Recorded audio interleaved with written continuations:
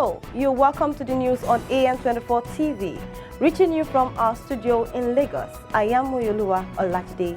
Here are the major headlines. Sanwo-Olu declares total ban of motorcycles on highways. Court denies Kano's bail application. EFCC arrests Patricia Ete over alleged contract fraud. Can insist on Sunday protest over Deborah Samuel's killings. This and more after the break.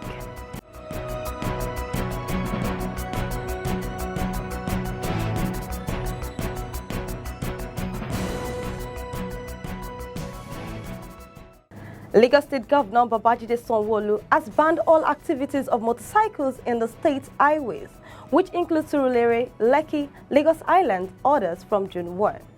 He made the announcement after a meeting with top officers of Lagos Police Command at the Lagos House Ikeja on Wednesday. He urged members of the public to search for alternative means while vowing that the second phase of the ban would be effected soon. All highways across 6 local government areas and 9 local government council development areas of the state have become totally banned for riders. Effective from June 1, 2022, the governor directed security operatives to enforce the proscription order across the listed councils. The affected councils are Etiosa, Ikeja, Surulere, Lagos Island, Lagos Mainland, and Apapa.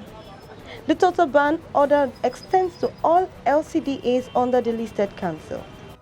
The governor made the directive at a meeting with Commissioner of Police, area commanders, and divisional police officers at the State House in Alausa. The fresh Okada ban followed the February 2020 restriction placed on the activities of commercial motorcycles. Sanwo-Olu said the government took the decision in line with the State Transport Sector Reform Law of 2018 to immediately address the chaos and menace created by operations of Okada in the listed areas. Sanwo-Olu told the police to enforce the order without compromise, sternly warning that the state government would not condone any security formation that relaxes the new ban in its jurisdiction. It said, after critical review of our restriction on Okada activities in the first 6 local government areas, where we restricted them on February 1, 2022, we have seen that the menace has not abated. We are now directing a total ban on Okada activities within the 6 local governments and their local government council area, effective from June 1, 2022. Governor Sanwo-Olu advised residents patronizing Okada riders on highways to embrace the alternative transport schemes already provided by the government to plan their journey.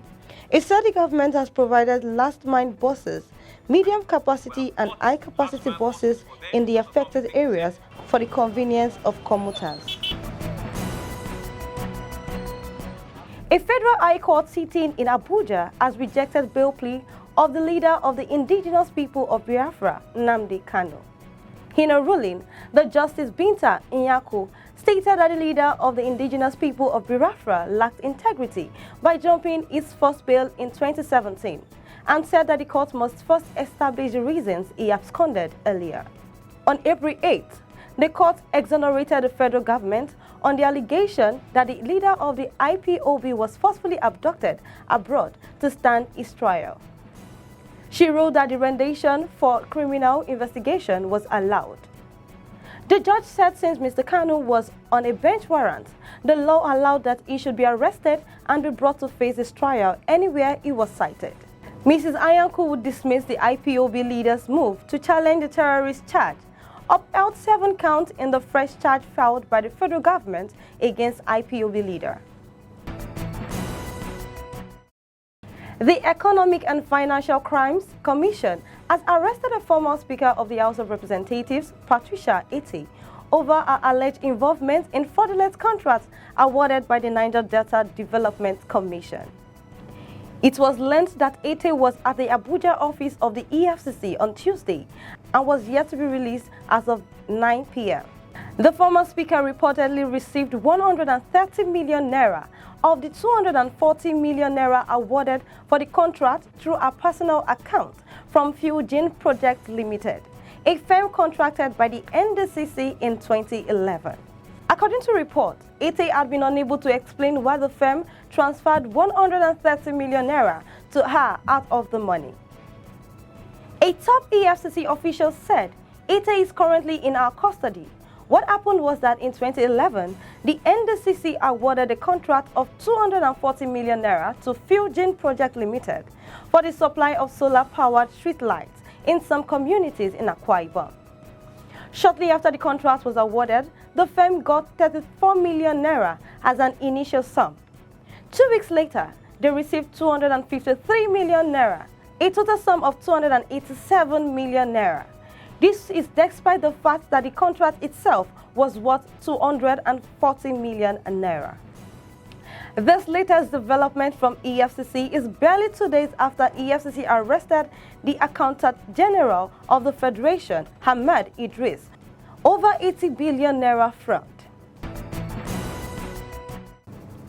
A former governor of Kano State and member of the state representing Kano Central Senatorial District, Senator Ibrahim Shakarao, has dumped the ruling All Progressive Congress APC to pitch a stance with the new Nigerian People's Party NPP. Shakarao's defection to NPP was announced on Wednesday by the former Director General of the Bola Tinubu Support Group's Management Council, Honorable Abdulmumin Ibrahim. Ibrahim, who recently joined the NPP on Wednesday morning, tweeted, "Game over. Welcome to NPP, Senator Ibrahim Shakarao." A few minutes after Ibrahim's tweet, NPP also tweeted photographs of the visit of the party's leader, Senator Rabiu Kwankwaso, to Shakarao's home.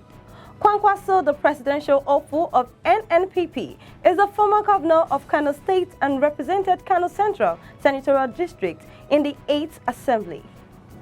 Shakarao's defection from APC to NNPP was as a result of the crisis within the ruling party in Kano State.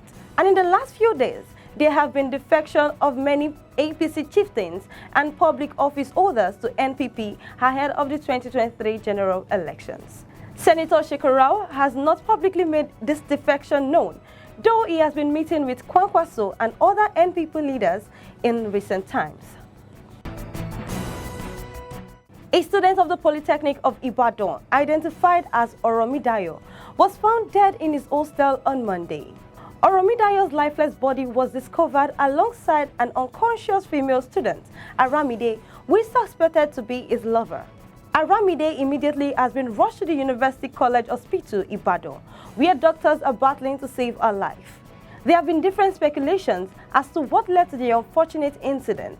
However, information from sources within the hostel alleged that the lovers had engaged in an intense sexual act, which led to Oromidayo's death, leaving his lover to battle with her life. Some other persons accused the deceased of using a sex enhancement pills before engaging his partner sexually. The Student Union Government President of the Polytechnic, Abdulaziz Adedeji, said the incident was unclear as they could have been victims of generator foams. Quoting him, "It is, however, an autopsy that can reveal the cause of the death or when the girl in coma regains consciousness." Following the killings of Deborah Samuel, a 200-level female student of Shehu Shagari College of Education, over alleged blasphemy, the Christian Association of Nigeria, CAN, has insisted that the nationwide protest planned by the union will hold on Sunday. Although there is already a ban on religious protest by Kano State Governor Nasiru El-Rufai, an appeal by Nasarawa State Governor Abdullahi Sule, and moves by some northern governors for CAN to shelve its planned protest. The association said the protest will hold as planned. The spokesman of the CAN president, Reverend Bayo Oladeji, said the protest will take place on Sunday night in front of CAN secretariats in various states or major churches. Oladejo also noted that in cities where there are no CAN secretariats, they will use big churches as stage protests, adding that all participants are to gather in front of churches and they are not going to take to the streets during the protest in order to avoid interference of thugs. Also, the state chapters of CAN in Benue and Plateau are also insisting that they would organize protests over Deborah Samuel's killing in the states.